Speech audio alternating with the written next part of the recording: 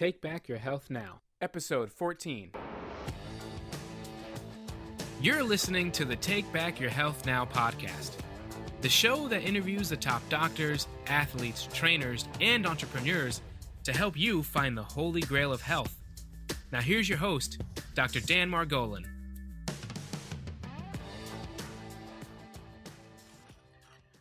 Hi, this is Dr. Dan Margolin with another segment of Take Back Your Health Now, where we pull out all the stops in search of health's holy grail. We're really excited to have today's guest, Lisa Tanker. She is on a mission to help people live their best life and is the go-to expert for those seeking to enhance their lives through fitness and healthy living. Lisa's stellar results can be seen via her amazing transformation movement, which was birthed after Lisa trained women for 7 years and saw the physical, but more importantly, the emotional transformations that came with their weight loss. Something magical happened through their weight loss and coaching process that she knew she needed to be celebrated and shared with the world. Lisa, welcome to our program. Hi, Dr. Margolin. Thank you so much for having me. Oh, my pleasure. Lisa, let me ask you, you had a significant stay of 7 days in the hospital, and it was a starting point for you to get in better health. And tell us a little bit about that experience. You know, interestingly enough, I actually set out to get into the best shape of my life. And what led to me getting to the best shape of my life actually landed me in the hospital because I ended up getting into a horrible position. But it started with me simply one day waking up saying, I need to be in better shape. I was in pharmaceutical sales, and we entertain a lot of physicians in pharmaceutical sales. And over that time, I gained weight, and I needed to lose about 20 pounds. And I lost weight. I was within 3 months. I lost actually about 25 pounds within 3 months. Was in great shape at that point, and just really at the peak of me being in the best shape of my life. But over about a period of a year and a half, I heard about these things called competitions. You've heard of the bodybuilding competitions. And it just sounded great. This was back in 2007. And I said, I want to do that. I didn't know what that really meant. I just knew I saw these people on stage and I was working out. So I set a goal to do a competition. Well, little did I know that the stresses that came with doing competitions and not understanding the type of rest I would need would take my body to a different point. And what that looked like is minimizing the number of calories. You're in a calorie deficit, overtraining to a point to get your body to lose weight. These are all the things I needed to do. And I take what I do very seriously. So like with anything else, I wanted to do great at this. But I also was working a full-time job in pharmaceutical sales. I was a single mother at the time. And I was working my way up in management. And at the same time, just the daily things that come with life. And I didn't know this at the time, but it put my body into a stress point. And so instead of being in the best shape of my life, I ended up taxing my body to a point that I started having respiratory issues. And when I would go to the doctor, because I physically looked great, you could look at me and you would say, what is wrong with her? She's in great shape. However, internally, my body was breaking down. But the doctors couldn't find anything wrong with me. Lisa, how were you noticing? Like you say you're having a hard time. Lisa, you say you were having a hard time breathing. Like just during the day, like at work, you had a hard time breathing, or while you were working out, or like when did you have that? At any moment, I started having respiratory issues. It could just randomly be at any moment during the day. And what that looked like is I was not diagnosed with asthma, had never had any issues, but I simply couldn't breathe. But when I would go to the doctor, every sign about me looked okay, but I could talk, and I'm saying I cannot breathe. So for a year and a half, there was no diagnosis. The doctor thought maybe you're just stressed out, but I physically couldn't breathe. But if they took my vital signs, everything looked great. And so I was in and out of the hospital for about a year and a half. And I want to point this out because I think something that is important for the audience to understand is just like you asked the question, what was going on? I knew that there was an issue, but the doctors couldn't find any issue in a test. And I also knew that every month when I had my menstrual cycle, my breathing issues got worse. And even when I pointed that out, the doctors would say, no, there's no correlation. And this was in 2007. But if you Google right now, respiratory issues, particularly even with asthma and menstrual cycles and hormonal changes, you will now see that the data is out here. So at that time, the doctors thought something is wrong with you. There's nothing going on here. But I knew that there was a correlation. So basically, after a year and a half of going through all these respiratory issues, and because mentally I still felt like I could continue to execute everything I was doing, I would go to the hospital, get a breathing treatment, get sent home with medication, an antibiotic, maybe you have a sinus infection. But once I felt better, I would go back to the same habits, staying up late, exercising, all the things that kept me going back into this rebound state until it came to a boiling point. I ended up, the last time I went to the hospital, instead of just going to the emergency room, getting the treatment and getting sent home, the doctor looked at me and said, "You're fine." He didn't even give me a treatment because physically he thought, "You look like you're absolutely okay. We just tested your oxygen on the pulse machine." I don't know what you call that machine. I just is the machine that measures your pulse. Pulsometer. The pulsometer. Thank you very much. And my oxygen said it was 99%. He said, "You're fine." But at that moment, that was the first time in years that I knew for a fact there was no way I could leave this hospital. Something is wrong. I was totally in tune at that moment. So the doctor said, "We're going to take your oxygen through your artery." Well, it just so happens the oxygen level came back at 60%. Wow. Wow. So now for the first time, they're believing you. For the first time, they're believing me. And to think that I would have lost my life, because it took the hospital, the doctors there 7 days to get my lungs to get back to a point they were functioning good enough just to release me. And we don't know how long I was walking around that way. At least you're in there for a whole week at that point. But this whole ordeal is going on for a year and a half now. So this is a real ordeal. I mean, this is really affecting you. This was truly affecting me to the point that, of course, I was afraid to go out of the house. I didn't know when I would have another breathing issue. I was literally at one point, I was tired of trying to breathe. And I didn't share that with anyone, but I was like, I am so tired of this. It affected my job. I wasn't able to go to work. I had to take off 2 months. So to your point, this affected everything about my life. And I had to backtrack and say, what happened? And I had to pinpoint what I realized over time, because I didn't get the help I needed outside through medical care, that I had to look at what I had done to my body. And that is when I realized that I had stressed my body to a point of starting off going from let me get in great shape to let me take my body to a point that I had taxed it out and it was stressed out internally. And instead of my issues showing up like some people might be a headache or heart issues, mine showed up in my respiratory system. So I had to make some changes in my life and make some decisions. And this is how I came to the point of being in a hospital, realizing that true health was not about how we just physically look at it. It wasn't just about working out, but it was the whole, component of understanding how to manage stress, how to manage my emotions, when to listen to my body. And that is when I really began to be able to truly help people get into the best health of their life. Now, is that what the amazing transformation movement is about? It's sort of this overall awareness. I mean, just explain that a little bit more. Absolutely. As I started training people, I had this wake-up call in the hospital to now help people to get healthier. I started seeing people work out and lose weight. And I'm like, wow. And even though they didn't look like what you would see when I did competitions on stage or what you may see in a magazine, the people's stories were so amazing. And so instead of doing competitions, I decided to put my own competition on. And I really call it more of an event versus a competition, where it's this whole movement to have people share their stories that go beyond the weight loss. But people who had issues, for example, I had one woman who I actually trained. She had 2 torn aortas. She was simply terrified to work out, and who would not be? But yet she was able to work out, lose weight, and work out in the way that she was able to, that worked along with her physician's orders, and lose weight. And she said, I never thought I could do this, and I thought I was going to die. And this is a story that has to be celebrated. So I wanted to take stories like this of people overcoming their fears, learning new strategies to incorporate what looked like healthy living that was beyond the physical aspect. And I believe that is a true transformation, when you transform mentally where you are, breaking through emotionally, overcoming your fears. And that all correlated with transforming their body internally and externally. And so with that, I do an event every year that celebrates these stories. And what I found is that once people hear the stories that are bigger than the weight loss or physically how somebody looks, they touch other people in the audience. And that is when a real transformation movement starts, when we all can share and learn and grow from each other. Wow, wow.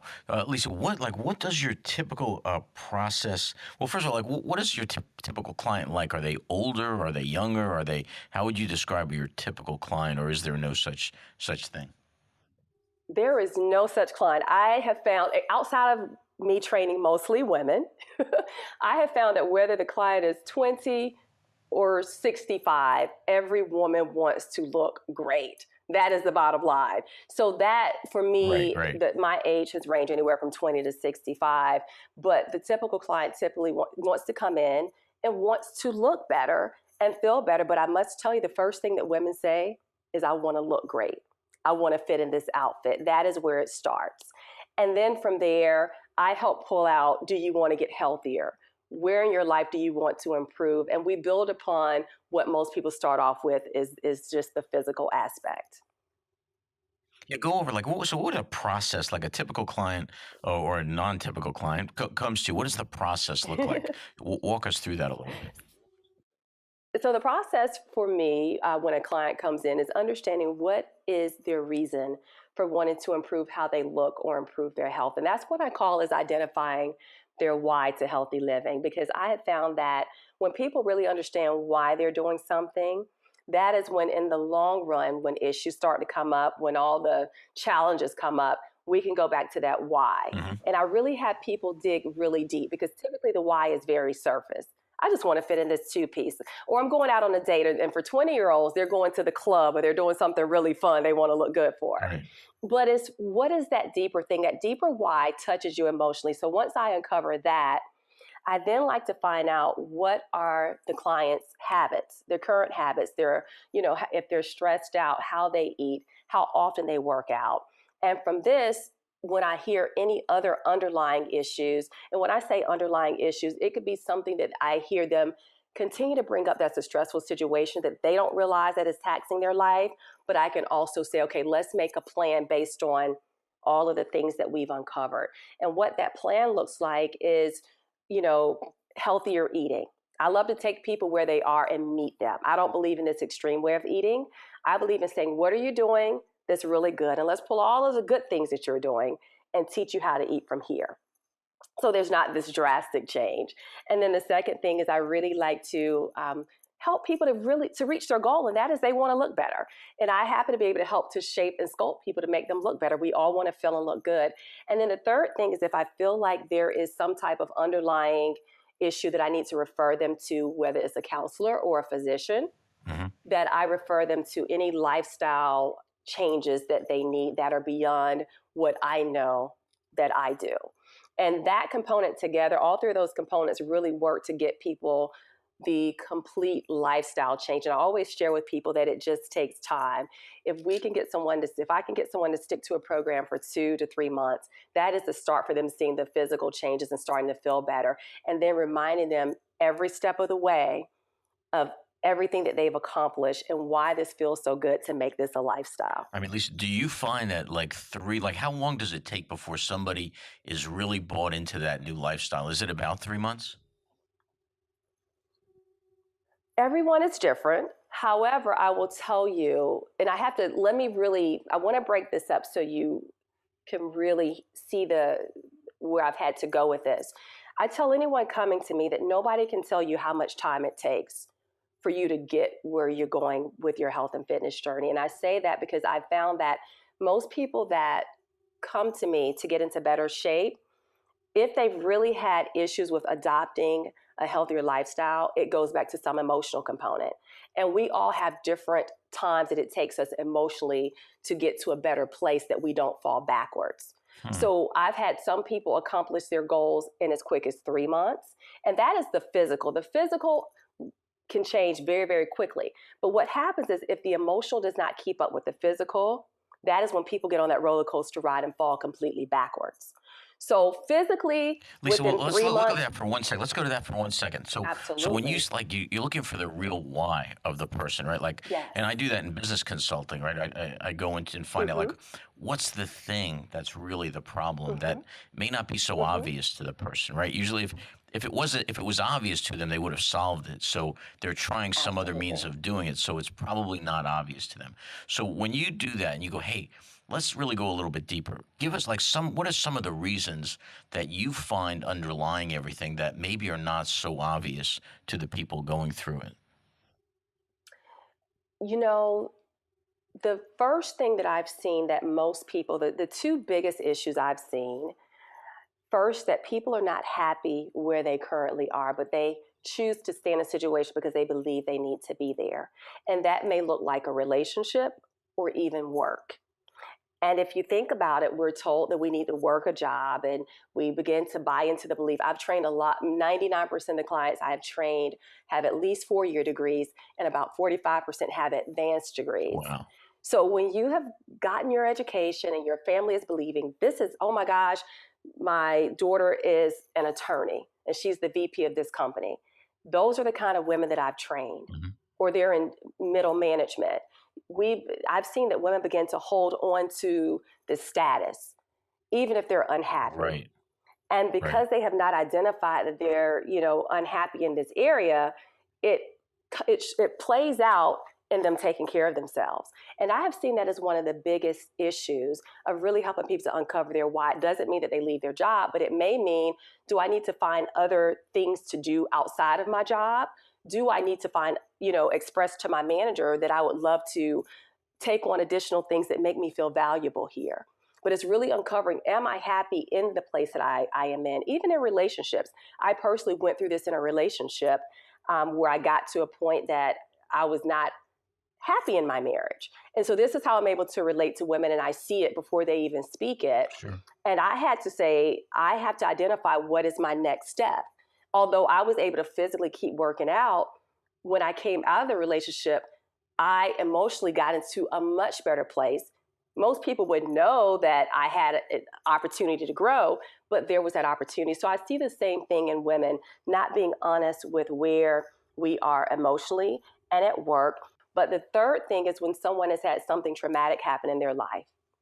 Right. And for some reason, as we build this relationship, they share this with me, and it is something that is so tragic that they need to talk to someone because they've held it in for years, sometimes decades, and it played out in their health. Just in talking, I mean, I could Mm-hmm. hear it in your voice. You're a very interested in other people, right? I mean, some people try to be interesting, but you're very interested Yes. in these people. So I could see why they would open up to you. I could actually, I could feel it even just coming across the microphone. Like you're a very nice person, so I could totally get that.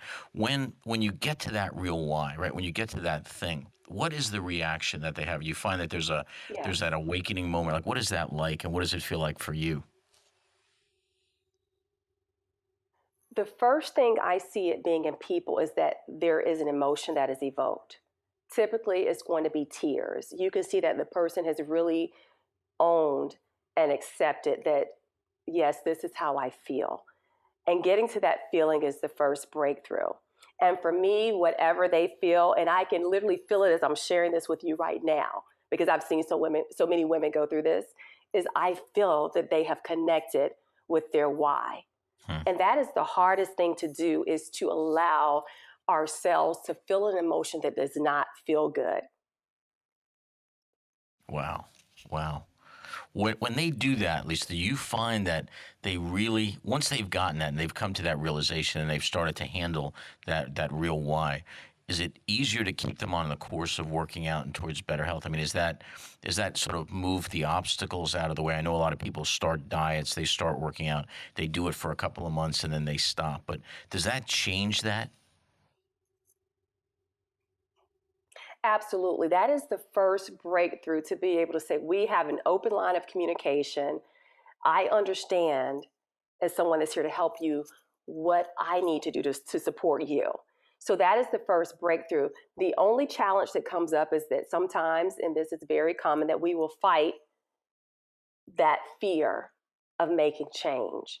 So when it shows up, I've been stressed on my job and I'm not happy here, and it showed up again today. Now I have to address it, and addressing it means executing strategies that I'll share with people. So, for example, if the person knows that I get stressed in this situation, I may say, acknowledge that you get stressed. This is a better way to handle it. You may need to communicate with the person that you are dealing with in this situation in the appropriate way. But that is stressful for someone who hasn't been used to communicating their thoughts and saying, how do we get to a resolution? So when it shows up, it's like, now I have to really address this. And that is where, again, the conversation continues. So the next time I see them and we're talking about how their day was, if it presented, how did you handle that? So essentially, while they're working out, either before, after, even during the workout, we're able to kind of talk through other things that keep them moving forward. And I love to teach in a way that people really don't know they're being taught.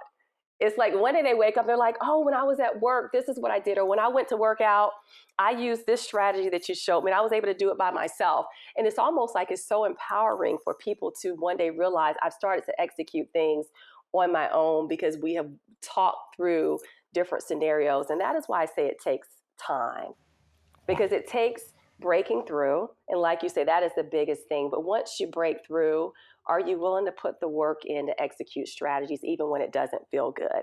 And the more you get used to executing strategies in your life, the more you get comfortable and the more all of this becomes a habit. Yeah, I've got to imagine that the next step is really right, making it a discipline and just getting it so that it's almost ritualistically. You're going to get up, you're going to do this, you're going to work out. Now, Lisa, when you're with somebody, just so I'm trying to visualize it, are you, as they're working out, you're working out with them, or Yes. how are you talking to them as they're doing it, or you're coaching them, or how does that work?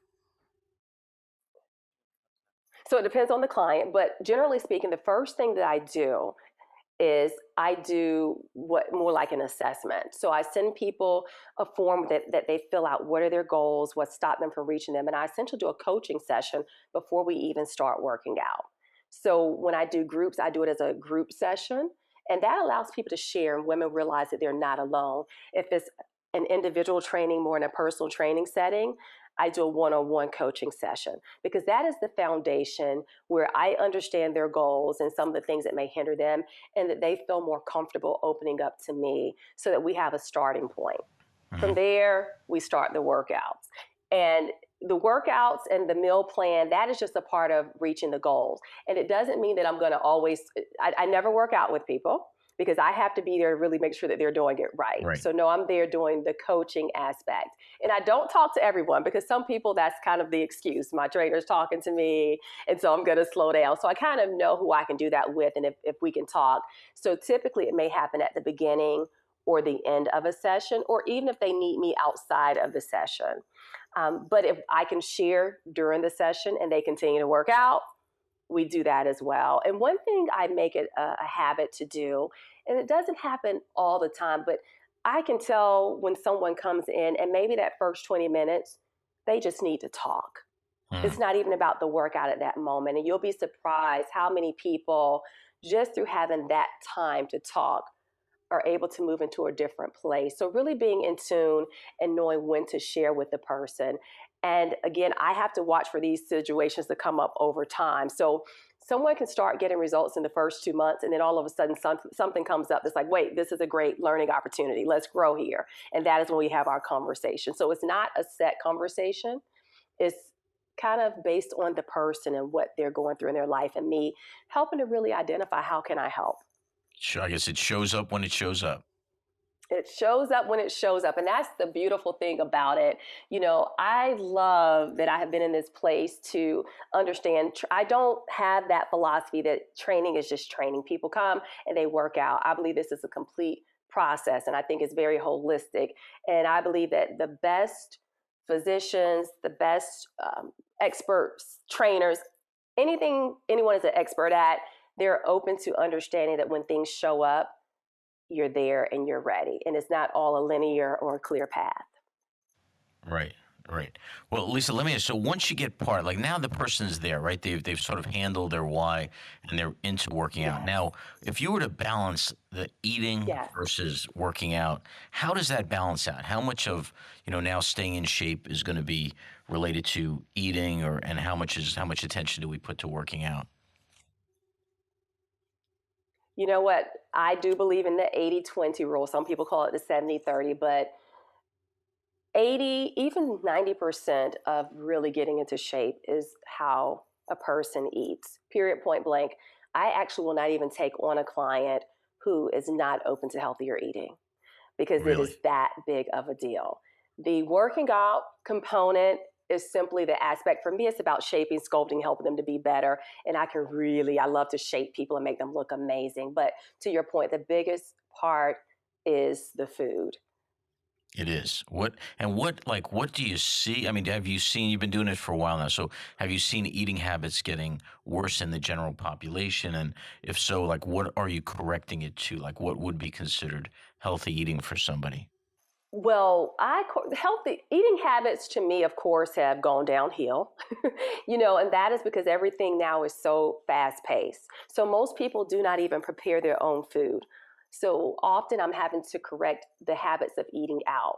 And eating out typically is either fast food or it's eating at a restaurant that has a lot of hidden elements like butter, oil, preservatives, extra salt, which is really the reason for the health issues, as you know.